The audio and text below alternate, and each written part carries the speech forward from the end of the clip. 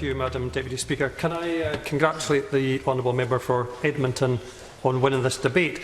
And can I also pay tribute to the ordinary people across the UK who work for Royal Bank of Scotland and who for many years have delivered a fantastic service in banks. They are part of the community, and very often their diligence and hard work is not recognised or rewarded.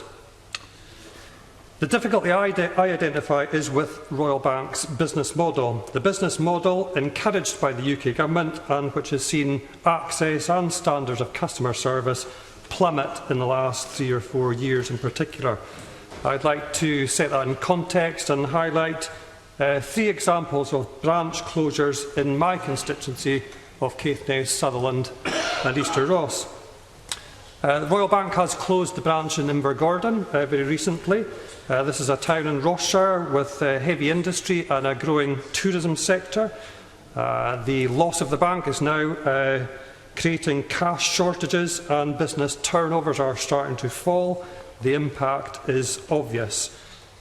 The bank's customers are now having to travel to other towns where they then conduct their shopping, pay their bills, undertake other aspects of the business.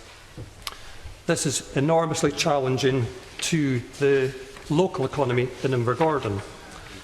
The Royal Bank has also closed a branch in Lochinver. Lochinver is in a remote area of north west Sutherland in my constituency. It services a vast geographical area. It is very busy also with tourism, and customers there now are having to undertake 110-mile round trips to access their next nearest bank. Businesses are also having to travel up to 110 miles to bank cash. The Royal Bank of Scotland has also closed a branch in Lybster, which was arguably the centre of the town and a focal point for the community. Customers there are now having to travel over 40 miles to access the nearest bank, which is in Wick. And again, whilst there they conduct their shopping and other aspects of business, which has a very negative impact on the local economy in Lybster. Each of these communities feels aggrieved because of the way these branches were closed, with little meaningful consultation, and their economies are now marooned. Banks are crucial to our local economies. The structure of banking in the UK is failing our communities, particularly those communities in rural areas. Empirical evidence exists to demonstrate that the business model currently implemented by Royal Bank of Scotland and indeed other banks, including the Bank of Scotland, is hurting small businesses and threatening the viability of high streets. Thousands of people in my constituency feel bitterly disappointed and let down by the Royal Bank of Scotland and by the UK Government's approach to the banking crisis more generally. Correspondence that I have had with the Treasury and with the Department for Business, Innovation and Skills evidences little interest on the part of the UK Government in challenging the business model of Royal Bank of Scotland, branch closures in particular, and the Treasury has declined to use its influence as the major shareholder to establish a more positive outcome. Royal Bank now claims that it has shifted from a global bank to a UK-focused bank with a strategy of building a stronger bank. My constituents see neither a UK focus nor a stronger bank.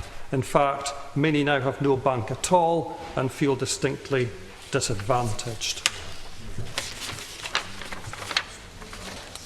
The UK is now virtually unique in Europe in not having a local or stakeholder banking sector. The UK is now distinctive in having created a banking sector where people and in my constituency and elsewhere are left dependent on large commercial banks with nothing left to plug the gap when these banks retreat. It is remarkably poor fiscal planning.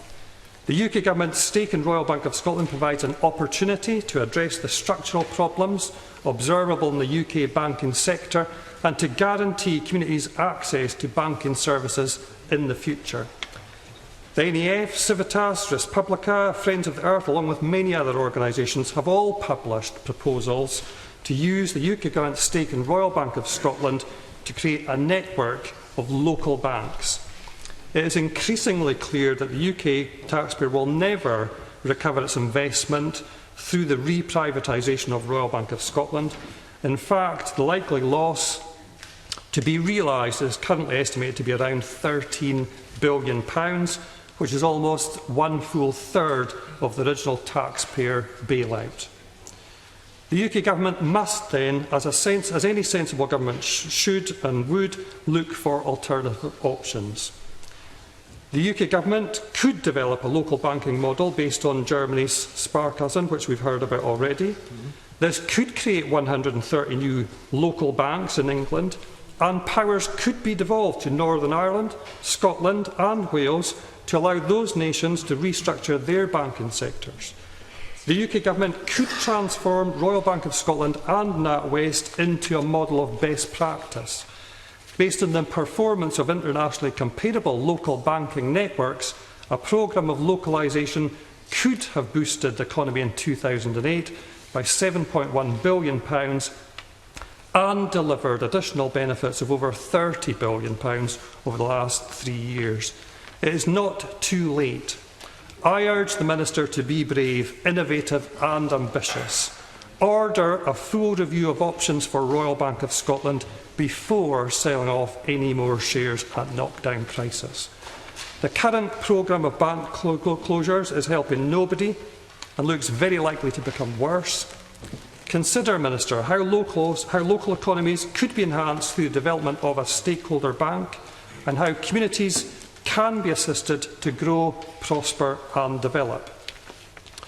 Consider specifically, please, Minister, how the Northern Ireland Assembly, the Scottish Parliament and the Welsh Assembly could lead a revitalised banking service that is responsive to community needs, not corporate interests.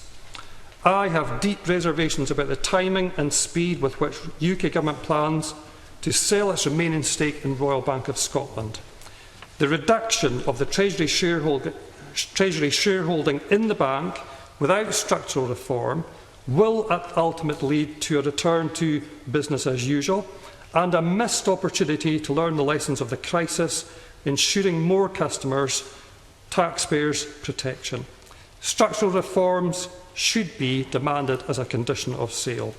Should the sale proceed, it is vital that the taxpayer receives the full £45.8 billion paid by the previous government in 2008.